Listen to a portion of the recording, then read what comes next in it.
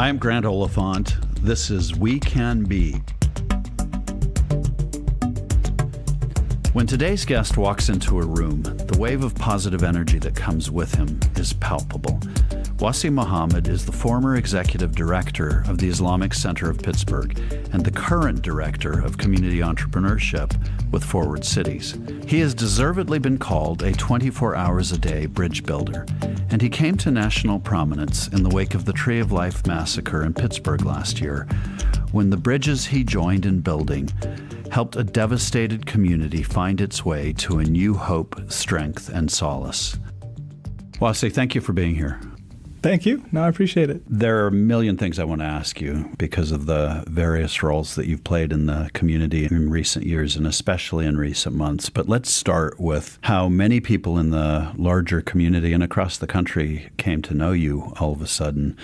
It was through a speech you gave in the aftermath of the shooting at Tree of Life Synagogue. You were then head of the Islamic Center of Pittsburgh, and you immediately stepped up. We find that Muslims are required to stand up against injustice, and specifically for our Jewish brothers and sisters. And it is because of these prophetic traditions that we decided to do something for our Jewish brothers and sisters. We realized that it's such a tragic time. These are our brothers and sisters, these are family. Money should not be an issue. That should not be a concern, paying for a funeral or paying for medical costs. The Muslim community, we started to raise some money, and since yesterday afternoon, we've been able to raise over $70,000 for the community. As I understand it now, you've actually increased the amount raised through that effort to over $250,000. You had 60,000 shares on Twitter. It was an extraordinary statement of solidarity in the wake of a tragedy. What inspired you to do that in that moment? So what I think it's important to, when I reflect on it, to really remember is that it wasn't like an inspiration. It's kind of like when something happens to your family member, you just have to react. It's not like it's a stranger and we want to help that stranger. We've been building these family ties for a long time. And then this is just a response because we're already so close. We wanted to make sure that everybody would remember the light and not the darkness. All the great things that happened, this horrible situation led to a beautiful response from a community. And then when I have Jewish community members come up to me today and say, what I remember about that day is you standing up on stage, or what the Muslim community did, or what my Muslim neighbor said to me. Lots of people cannot even remember the name of the shooter. That's what we wanted. We wanted people to remember the light, not the darkness. This was a hate crime, though, and it was all about differentiating and attacking other people. Was there thought at all about solidarity among people who are targets for hate crimes? Yeah, that was part of it. I think we have an ability to understand what that community is going through more than a lot of communities can do. But I feel like no matter what community it was or whatever our community is going through, I'd like to think we would have responded similarly. I saw a lot of people from communities that weren't as impacted by this kind of hatred, that come from communities that are largely attributed to having that hatred, right? These far-right Christian groups, but they were standing, all of us were together, we all showed up together. I think it's important to note that, yes, we have a special understanding of that pain and we stood up and we understand them because of it, but I think that all of Pittsburgh came together and that was a really beautiful thing. So, is there something in the Quran or in Muslim tradition that led you in the direction of building those bridges in the years prior to the tragedy? Yeah, there's a hadith from the Prophet Muhammad, peace be upon him, that there was a funeral procession going by and he was standing up in reverence to that procession. And then his followers said that, well, that's a Jewish person's funeral. It's not one of ours. Yeah. And then his response is that, was he not a human? Was he not one of our brothers and sisters in humanity? And then that forced everybody to stand up, and that set a precedent for the community. There's in the scripture, in the Quran, Surah Al-Fusilat, that says respond to evil, with light and goodness in order to drown it out. And then there's other responses. There's in the Quran that tells us to actually stand in front of and protect houses of worship of non-Muslims. That's in the scripture because we're a tradition that came after Christianity, after Judaism. So then we specifically mention Jews and Christians, monasteries and churches and synagogues to stand out and protect them, and do not let anybody, when a Muslim's there and able to protect those synagogues, for anybody anybody within them or any of the structures to come to harm. So it's all within our tradition to do this. You're a young guy. And so when you started at the Islamic Center, you were how old? 22.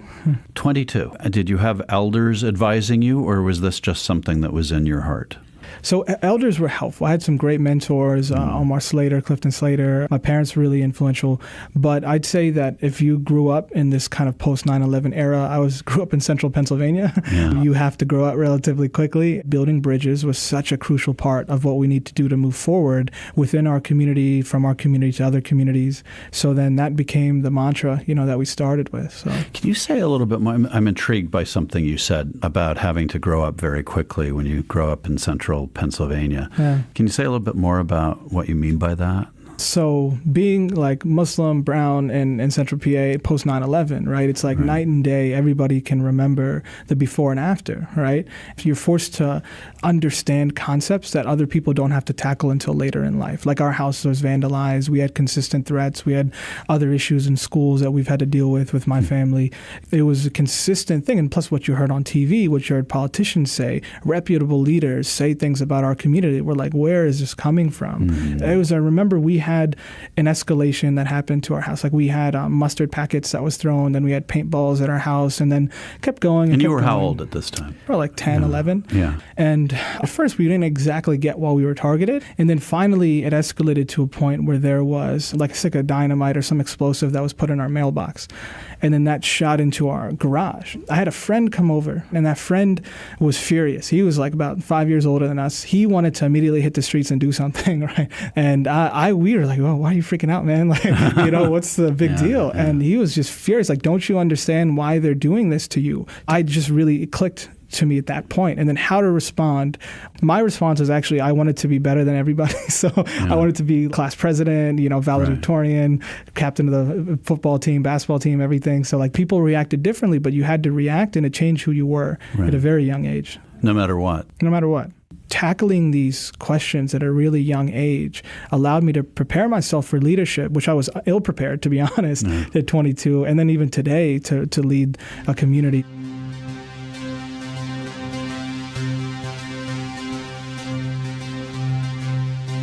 Your CV through that time reads like every parent's dream for their child. Let me get this right. A letterman in football, basketball, track and field.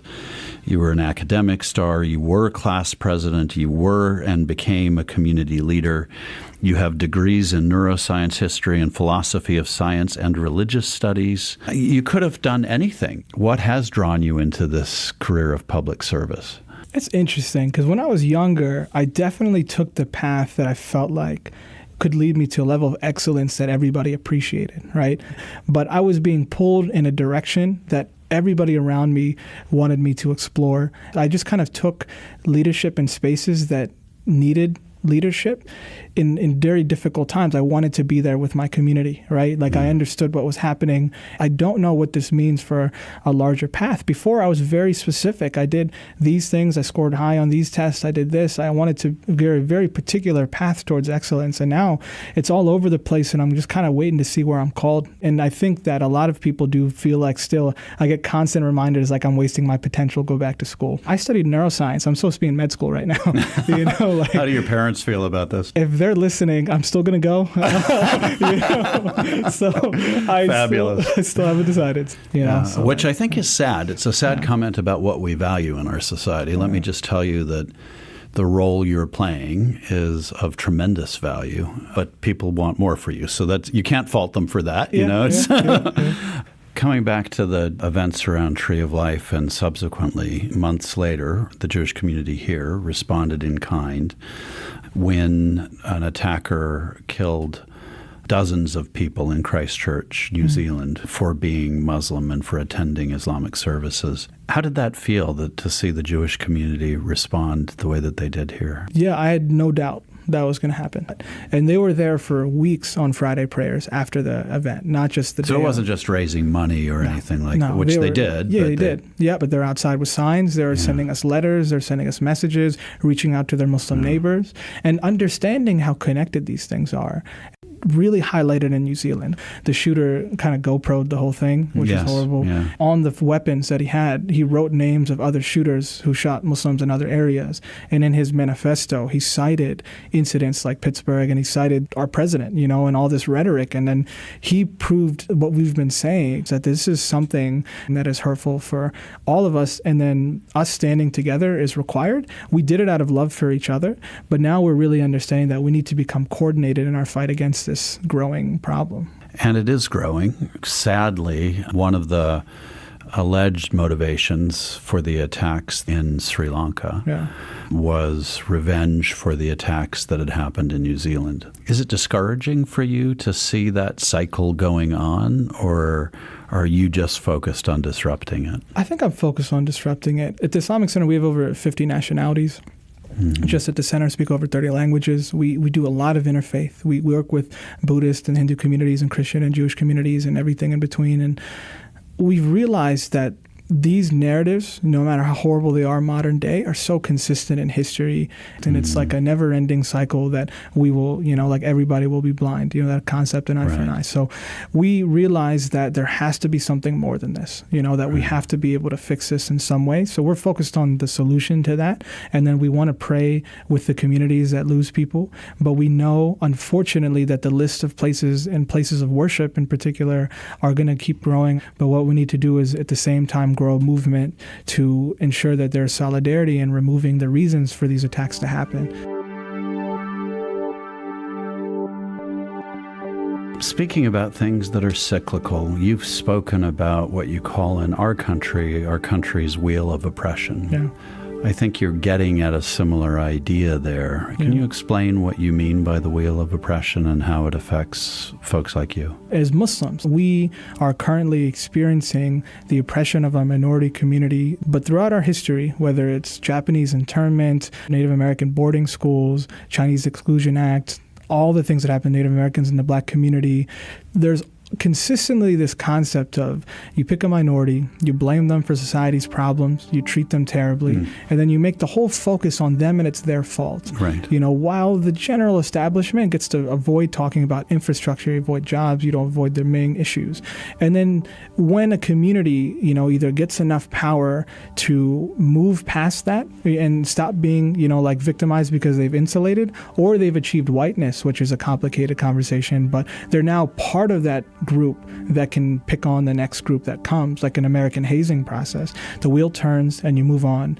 And as Muslims, one of the most hated groups in America right now, widely, if we're at the bottom of this wheel, I don't want to focus on spinning the wheel, because very easily we could do anything we can to make people stop focusing on us. But I want people to look at our situation and look at the exact playbook used to demonize our community that was used on all these other communities. And let's realize that that can't trick us anymore. We cannot allow these things to distract us from the real problems that our society faces, and that will make us stronger if we start focusing on the real issues as opposed to being distracted generation after generation about issues that are not the real issue. That concept of not just having the wheel spin so that some other group falls under the weight of it is a beautiful thought. Is awareness enough to stop that from happening, do you think? Awareness helps, but in reality, we also need to better understand the playbook used, be able to throw a wrench in those gears that produce this entire cycle. So let's be strategic, let's study it, let's understand the problem, and then let's be in a coalition. I think 99% of America is harmed by this, not just the minority communities. I think all of us are hurt by it, so we need to all come together. Because it creates a toxic environment for all of us, including people who I think often see themselves as exempt. Let's say in this case, white Christians.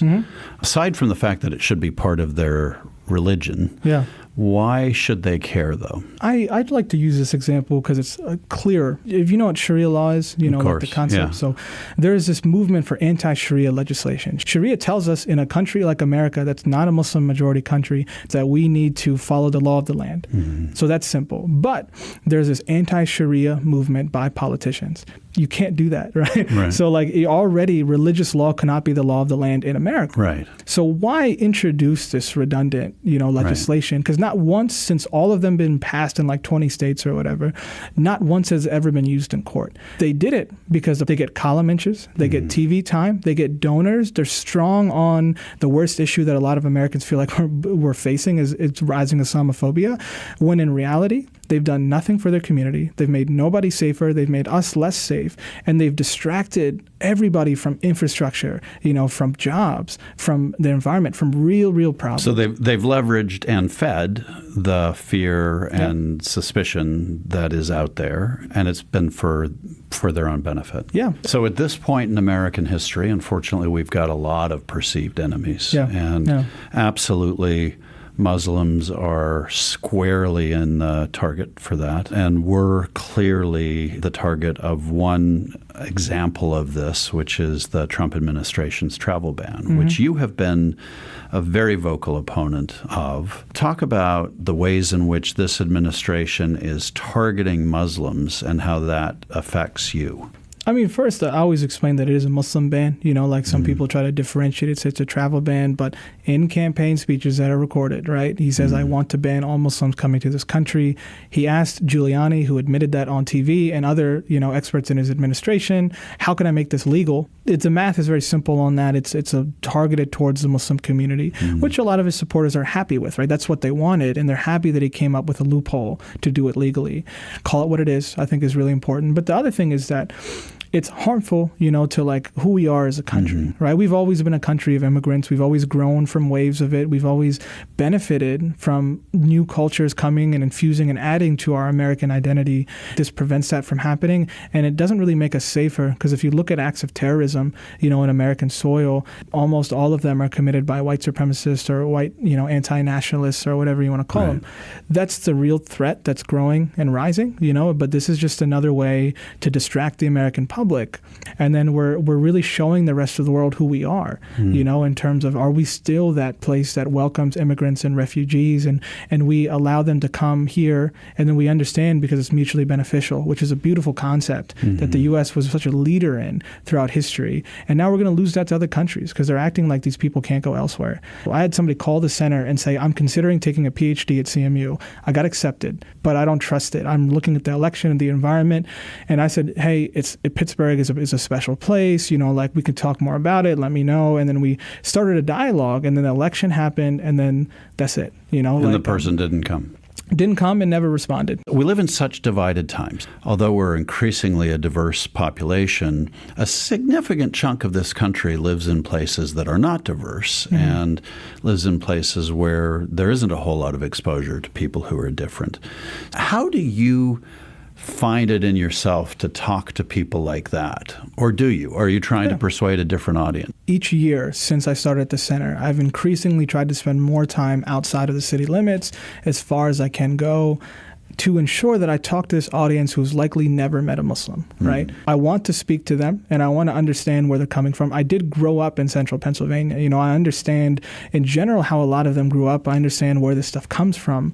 But the reason I'm so motivated to consistently do that the rest of my life is that my religion says that those feelings of fear and hatred and everything that keeps us apart are kind of like diseases of the heart. Like I see them as much in pain as the people that they are persecuting because of all the media that they're consuming. They're literally afraid of us. That took me time to really understand that it's not just rhetoric, that they are scared of us invading the country, taking it over, all these things. That's a horrible thing to sit with. I would do anything I can to kind of take that fear away, so they can heal. Because living in a state of constant fear is crazy. So then if that's the motivation, I have to be committed as much as I am to prevent the discrimination of my own community, to ensuring that they remove this disease of their heart. And I get people say that it's not my job, but I don't want them to go through that, So and I want to keep our community safe, so I'm committed to it. It's not what I want to do on my weekends, but I'll do it. Yeah.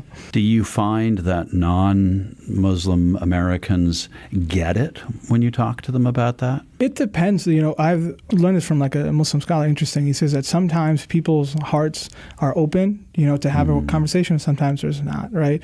In one-on-one conversations, I largely find people's hearts to be open, right? But when people are coming in order to dismiss everything that I want to say, there's not much I can do. Like, there's a lot. We have the most hate groups, I think, in the country in PA.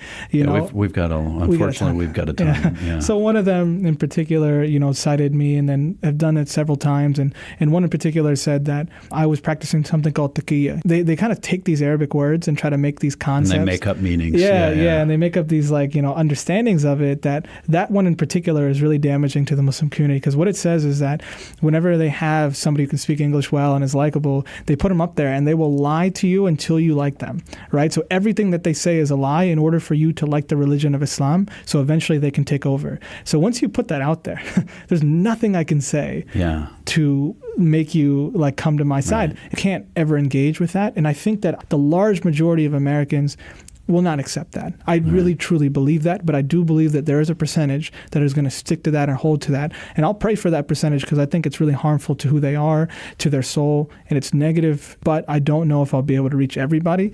But my calling lies in the effort. I love that your heart is big enough that you would say that you would pray for those folks and that you wish better for them, because it is truly toxic for their own lives. They're destroying their own lives by believing that. And once we enshrine the idea that a whole group of people are just liars and out to get us, then we have baked the fear and hatred in forever. In many ways, this is a perfect embodiment of a way in which you've been characterized, which is as a 24-hour-a-day bridge builder. What do you think of that characterization? I haven't been able to escape the bridge analogy. Well, it's Pittsburgh. We always refer to bridges. It's funny, because since when I was younger, the bridge builder thing was always a thing. And then I moved to Pittsburgh, city of bridges. Oh, goodness. I strive to earn the title, right? I feel like it's been attributed, but I don't think I've earned it.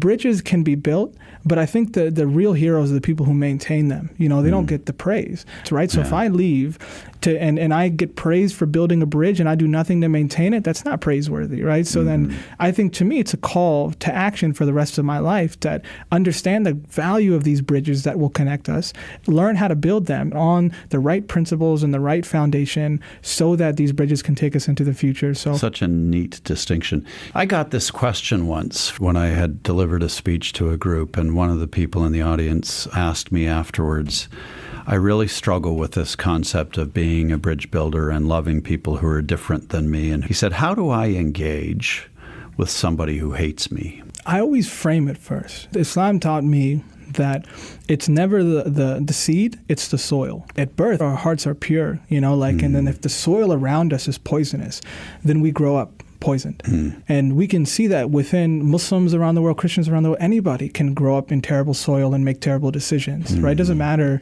what religion you're born with or what you choose to accept. What you're trying to do is heal that. Hatred is often not deep-rooted, right? A lot of people hate Muslims. It's a high percentage. But the people who have met at least one Muslim in the country, and they polled Republicans just to check, that know a Muslim, 40% less likely to dislike Muslims in general. Right? If they know one Muslim. If they know one Muslim, that's it. So if those two things are in your mind, you have more patience for somebody. You have more sabr, like in the traditions. What do you say to people who, and I hear this a lot too, who say, look, I hear you, but it's not my job to persuade bigots not to hate me. Yeah.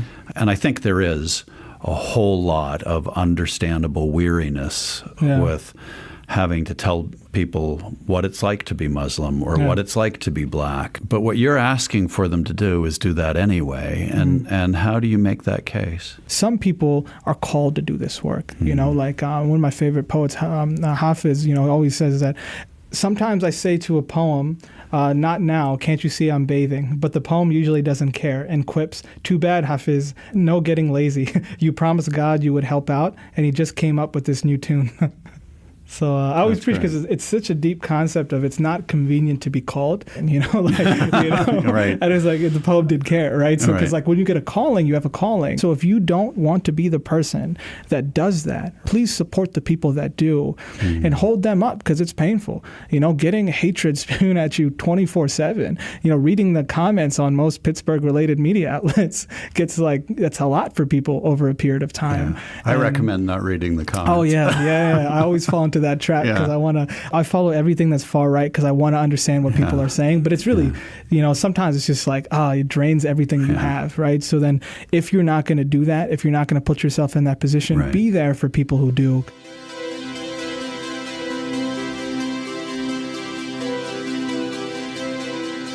You actually, in the past year, while you were at the Islamic Center, and since I think still, have supported a wide range of other communities. You've engaged with those other communities that are fighting for liberation, and you've backed legislation that restricts access to guns, supported equality for the LGBTQ community, marched with protesters following the shooting of Antoine Rose Jr.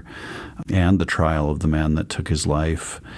First of all, how do you find the time and energy to do that? and second of all, do you get pushback from your own community for being so focused on other communities? It's really interesting because if you ask the average person in my center, a lot of people actually don't know anything about what I do. Like they know generally that they hear stuff on TV and see it, but they see me as the person who's cleaning up after the community dinners, that's setting up the, child's like education class on Sundays, I'm the person they call when they need to get a resource for somebody or housing or food or, we don't have that many staff. I just fill in roles. So I spend as much time cleaning floors as I did doing press conferences, right? More time cleaning floors, but that's why a lot of that came on my own personal time, like all these movements, all these volunteering and doing this activism, I kind of did it when I had the time. And then in a time where things are so difficult, it's great to jump into work and jump into the movement and try to do every waking second trying to make a difference because it makes me feel better and I can actually sleep at night if I'm exhausted. So that helps me. I want to touch on something because I know it's important to you and I want to ask this delicately. But even before the Tree of Life incident had happened, you had already known in your heart that it was time to move on to something else. And what was that like for you? What were you thinking in that time? One of my favorite quotes is that the mark of a true leader is that when the work is done, his work is finished, that the people will say we did it ourselves, right? And I have not been able to get to a level of leadership that I could really do that well enough so that I became too quickly the region's token Muslim guy, too much space that I took up in Muslim leadership. It kept going and I kept getting these awards and recognitions. And it's good for our community that we get exposure, but it's me-centric. And I didn't know what to do except for step away, create space for all these other leaders to come up in it and be a volunteer and advisor. So I decided to leave. Extraordinarily selfless of you. It takes a healthy ego to see through all of that. I can't imagine was easy. Now you're the Director of Community Entrepreneurship with Forward Cities, right? Pittsburgh Director, yeah. Pittsburgh Director. What are you doing there? To me, I wanted to transition to economic justice, and this is my way of doing it. Forward Cities is a national capacity building and learning network, and we focus on building the entrepreneurial ecosystem. There's so much growth in Pittsburgh, but it's not being experienced by our people of color. It's not being experienced by particular marginalized communities that were not experiencing that growth before. So my new job for the next 2 years is studying that entrepreneurial ecosystem, understanding where the gaps are, and working with R.K. Mellon Hillman Foundation to create programs and initiatives in order to fill those gaps so that people of color can properly rise up and take advantage.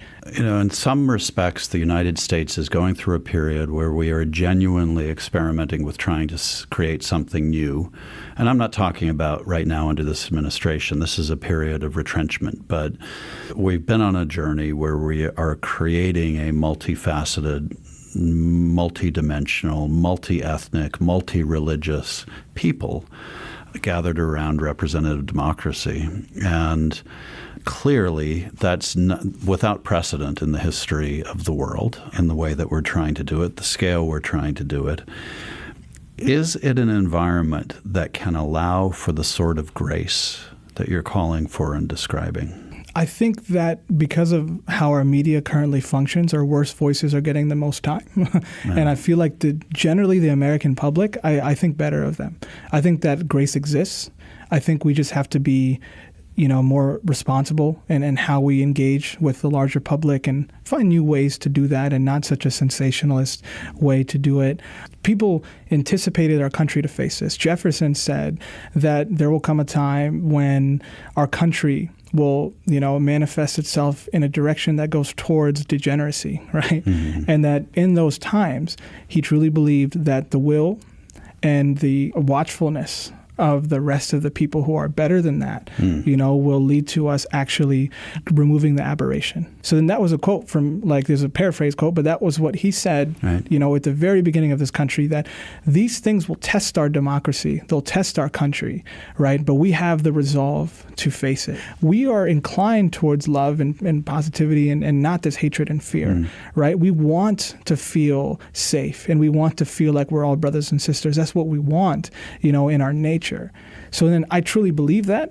I think that the grace exists. I think that the grace has been removed by these programmed narratives that we have in our heads and minds. So we need to work to break that down, to return that grace to the conversation, or else we can't talk, we can't communicate, we can't move forward. And I feel like I see how uncomfortable people are. It doesn't matter what policies you believe in, it's disgusting, it's really horrible what's happening. And it's not great on any side, what's going on, and we're not going down a great path. And I think that our nature as Americans will cause us to bounce back. Wasi, with all due respect to your parents, who clearly did a good job of raising you, I hope that you will continue your life of public service and working for a community, because we're lucky to have you. The name of this program is We Can Be, which is meant to evoke a sentiment about what our guests believe is possible and what our listeners believe is possible. How would you end the statement, we can be? We can be what? We can be different but united. I appreciate it. Thank you so much for the time. Thank you so much.